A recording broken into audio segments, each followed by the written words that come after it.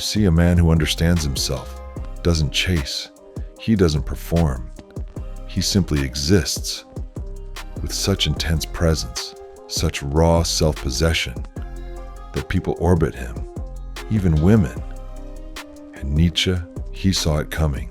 The chaos of desire, the games, the modern male confusion. But the answer wasn't in pickup lines or tactics. It was in silence, in strength, in becoming the kind of man who doesn't just attract her, he outsmarts her without ever saying a word. In revenge and in love, woman is more barbaric than man. Now hold on. Before you cancel him, understand what Nietzsche was really saying. He wasn't hating women. He was observing power. Nietzsche believed that life itself is a will to power. Not morality, not love, not even logic, power. And in this battlefield, men and women fight differently. Men, they posture, they dominate, they scream their strength from rooftops. But women, they seduce, they test, they manipulate. Not with force, but with finesse. And if you don't know this game, you'll walk into her charm like a moth into a bonfire. Nietzsche saw that the modern man was becoming soft, emotional, domesticated, trading his lion's roar for likes and hearts, and in doing so, becoming easy prey for a smarter, subtler, more emotionally attuned creature, her. She doesn't outmuscle you, she outmaneuvers you. She gets what she wants, not by fighting you, but by making you fight yourself. He who has a why can bear almost any how. But what if your why is her? Now you've lost. Nietzsche would say this: the man who can master his inner chaos, his lust, his need for approval, his desire to be chosen, that man is ungovernable.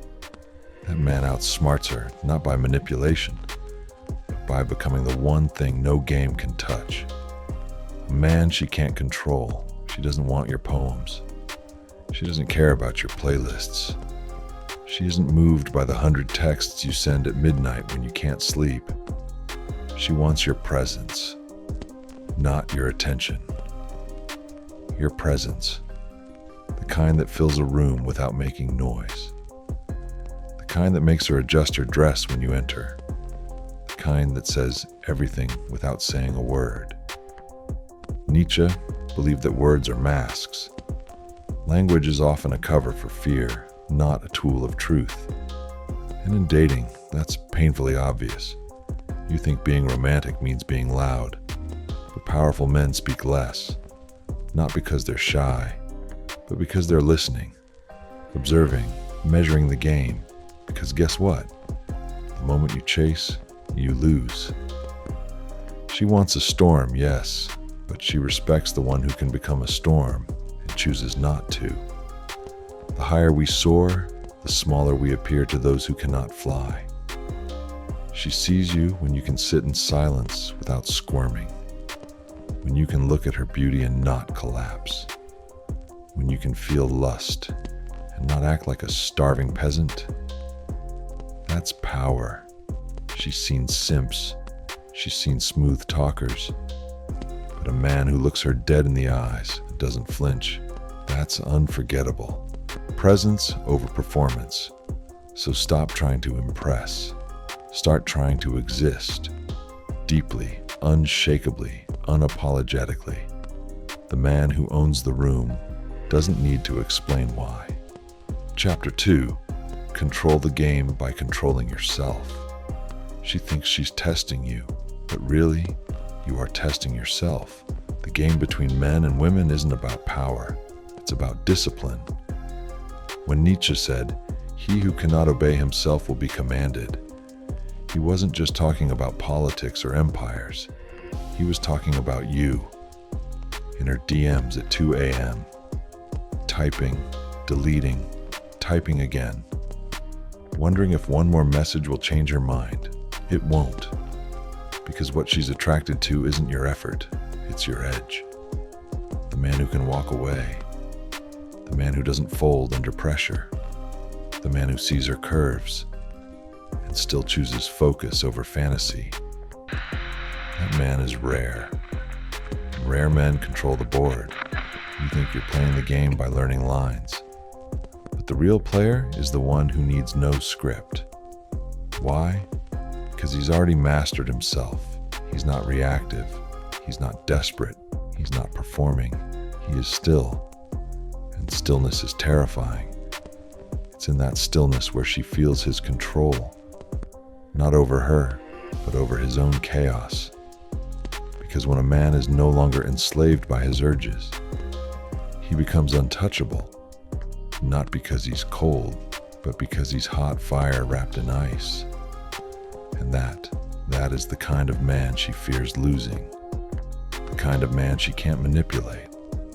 The kind of man who doesn't need her, but chooses her. And nothing is more seductive than that. She doesn't fall for the loudest man in the room. She falls for the one she can't quite figure out. Silence is not absence, it's presence, under control. Most men overshare, trying to impress her with their money, their trauma, their plans, their playlists, their quotes from Nietzsche. Hint, quoting Nietzsche only works if you are Nietzsche. But the man who holds back, who reveals just enough to make her wonder, that man becomes a story she needs to finish reading. Let me ask you something. When was the last time a woman dreamed about a man who never shut up? Exactly. Machiavelli once said, "Everyone sees what you appear to be. Few experience what you really are." Now combine that with Nietzsche's ideal man, the Übermensch, not just a man of strength, but of restraint. A man so composed, so quiet in his power, that even his silence becomes seductive. You don't need to post more. You need to leave room for imagination. You don't need to always respond. Sometimes your absence is more powerful than your reply. You don't need to chase. A lion never chases the deer. It waits. Because mystery is not withholding love. It's protecting your value. And the more you protect it, the more she wants to unlock it. Not because you said something clever, but because you made her feel something strange, exciting, and unknown in the end.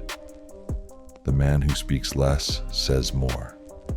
And the man who says less controls the entire conversation. You don't need a pickup line. You need a backbone. You don't win her desire by proving yourself. You win it by becoming a man she can't define. Women crave strength, but they respect mystery. And they obsess over the man who doesn't give himself away. Not because he's playing games, but because he's playing at a higher level. Nietzsche didn't teach men to dominate. He taught them to transcend, to become so disciplined, so inwardly powerful, that the world or she can never shake him. So stop talking. Start becoming. Let her wonder what it feels like to be close to you. Let her crave the fire she can sense but never hold. Because the moment she knows she can't control you, she starts chasing you. And when that happens, you've already won.